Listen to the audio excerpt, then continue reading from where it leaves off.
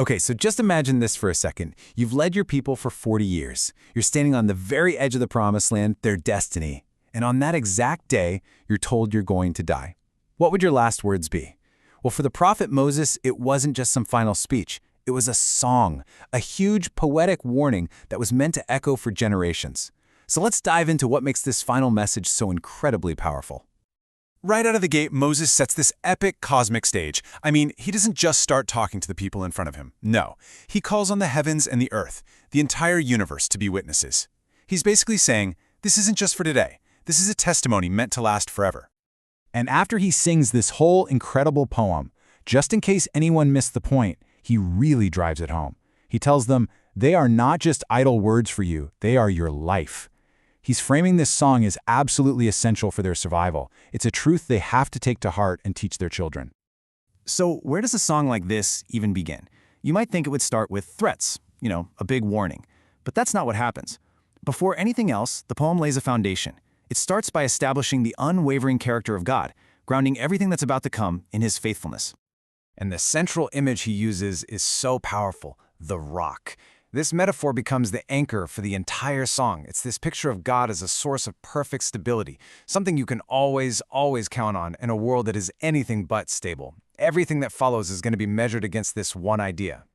The song then just lists the qualities of this rock. And it's an incredible picture, right? Perfect works, just ways, total faithfulness, not a hint of wrongdoing.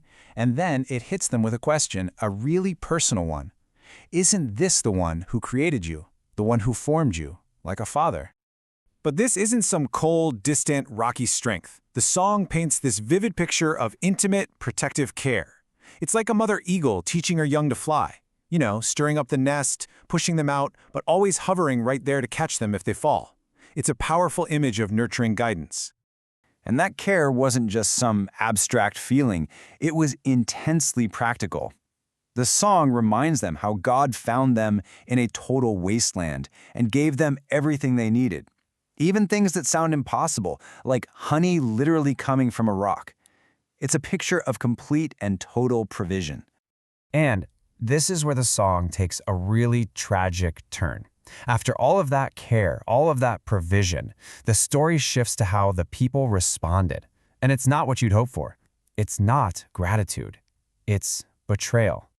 The song uses this poetic nickname for Israel, Jeshurun. And this line is just brutal in its honesty. It says their success, the fatness, the sleekness that came directly from God's blessing. It didn't make them more devoted. It made them kick back against the very one who gave it all to them. Their comfort literally bred contempt. I mean, the contrast could not be more stark. You see it right here. On one side, you have the steadfast rock, the Father, the Creator.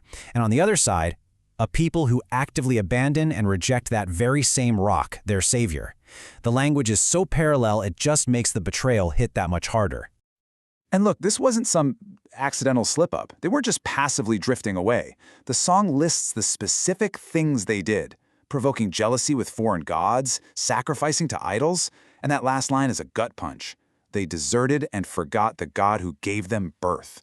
This was a conscious choice. So this, right here, is the heart of the song's warning. A betrayal this profound can't just be ignored. The next part of the poem spells out, in detail, the severe, unavoidable consequences of forgetting the rock. The song basically forces its audience, then and now, to ask this question. When the source of your life, the source of your stability, is rejected, what happens next? What could possibly fill that void? Well, the answer is terrifying. God's response is to hide his face, which is this powerful metaphor for withdrawing his presence and his protection. The shield comes down. And what follows isn't just neglect, it's an active judgment, described as a storm of calamities and arrows. And the song is not vague at all. The judgment is incredibly specific. It's like a three-pronged disaster. First, their health and food supply collapse. Then, there's violence and terror from every side.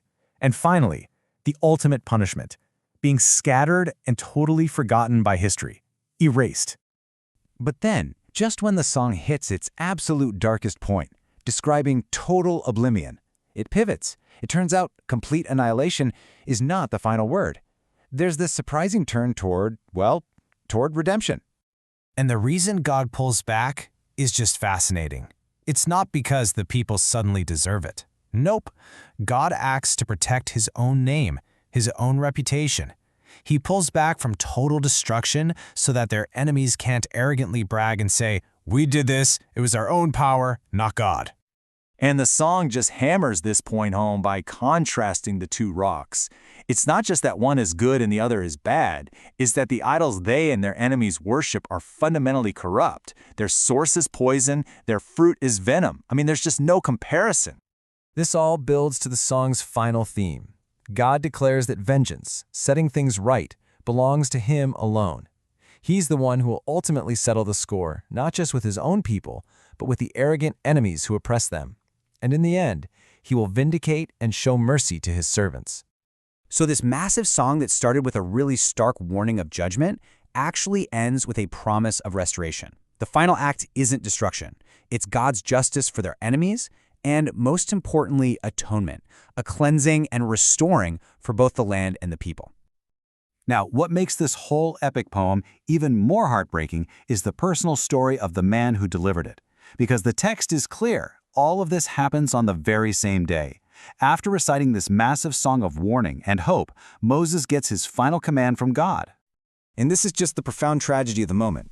The man who spent his entire life leading his people here, who just delivered a song about their future in this land, is told he can only see it from a distance. He will die on that mountain, never once setting foot in the promised land himself.